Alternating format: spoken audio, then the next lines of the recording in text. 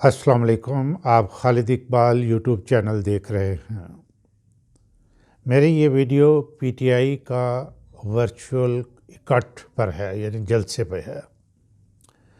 मुझे ये वीडियो बनाने के लिए एक अहम और क्रिएटिव फैक्टर ने मोटिवेट किया है।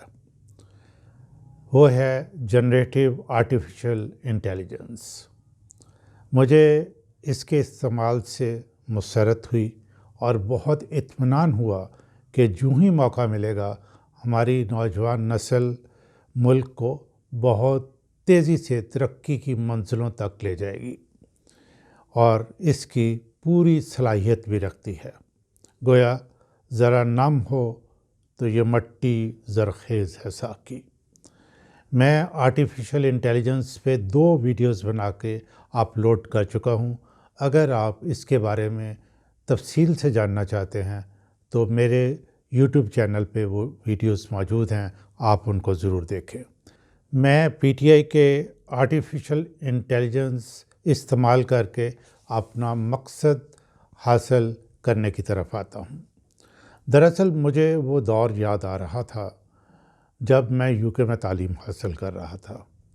वहाँ इलेक्शन हो रहे थे और मार्गरेट थैचर, जो कि आयरन लेडी के नाम से जानी जाती है, और बहुत ही सख्त फैसले किए। ख़ास तौर पर इकनॉमिकली तो उसने अपने मुल्क को उस वक्त बहुत बेहतर किया और उसके बहुत फ़ैसले जो थे जनरल पब्लिक के लिए कोई बहुत ज़्यादा सूदमंद नहीं थे। मसलन आप डॉक्टर के पास जाएं, वो पर्ची देता था, मेडिकल स्टोर पे जाएं तो दवाई फ्री मिलती थी, लेकिन उसने कहा कि नहीं, आधा पाउंड आपको देना पड़ेगा।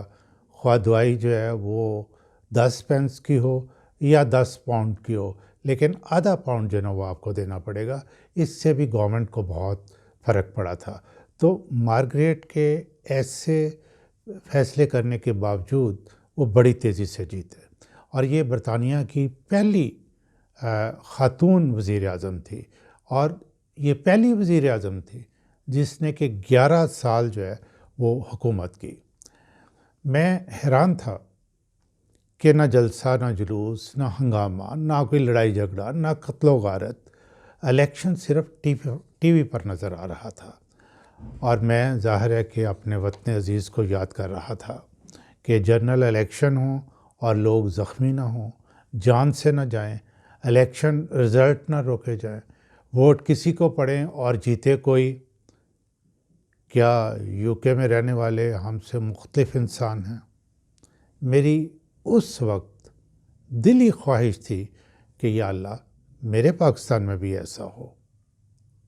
नाज़रीन, इंसान प्लान कुछ करता है लेकिन अल्लाह ताला रिज़ल्ट वही देता है जो उसको मंजूर होता है।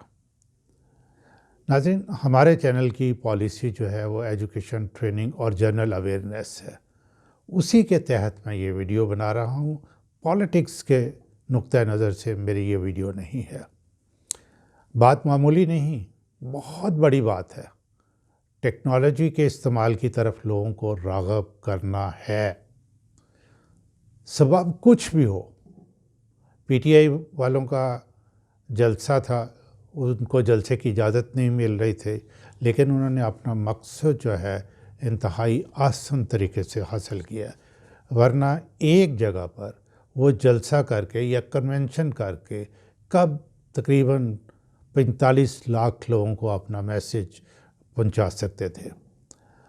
अगर दूसरे मराहल की बात की जाए, यानी वोटिंग की जाए, काउंटिंग की जाए, तो वहाँ भी टेक्नोलॉजी का अगर इसी तरह इस्तेमाल हो और जब काउंटिंग हो रही हो तो सारी दुनिया साथ साथ देख रही हो, रिगिंग का अंदेशा हो, ना खून खराबे का, आर्टिफिशियल इंटेलिजेंस का इस्तेमाल मुकम्मल इलेक्शन में टेक्नोलॉजी इस्तेमाल करने की तरफ मैं इसे पहला कदम समझूंगा। मैं इसे बहुत ही अप्रिशिएट करूंगा और काबिल तहसीन समझूंगा। मैं समझता हूं कि तमाम पाकिस्तानियों को, ख्वाह वो किसी भी पॉलिटिकल पार्टी से ताल्लुक़ रखते हों, इस मूव को काबिल तहसीन समझना चाहिए और डिमांड करनी चाहिए कि इलेक्शन मुकम्मल तौर पर ٹیکنالوجی استعمال کر کے کروائے جائیں، اور جس میں کہ ہیومن ایلیمنٹ جو ہے وہ کم سے کم ہو. اس طرح بے ایمانی کے چانسز نہیں ہوں گے. 2-3 روز پہلے میں نے اخبار پڑھی کہ اعلیٰ عدلیہ کے جج صاحبان کی بیگمات جو ہیں ان کو ایئرپورٹس پر باڈی سرچ سے استثناء حاصل ہوگا. اس طرح کے ڈسپیئر معاشرے میں اتنی زیادہ ڈسپیرٹی ہو، وہاں ٹیکنالوجی کا استعمال ڈسپیرٹی ختم کرے گا. اور یہ جو ٹیکنالوجی کا استعمال ہے یہ آپ کو انصاف دلاتا ہے. میں مین اسٹریم میڈیا بہت کم دیکھتا ہوں کیونکہ میری اوپینین جو ہے ان کے بارے میں بہت لو ہے. وہ جنہیں عام طور پر نوکری بھی نہ مل سکے اور وہ چند ہزار پہ چند سال پہلے کاغذ کالے کیا کرتے تھے.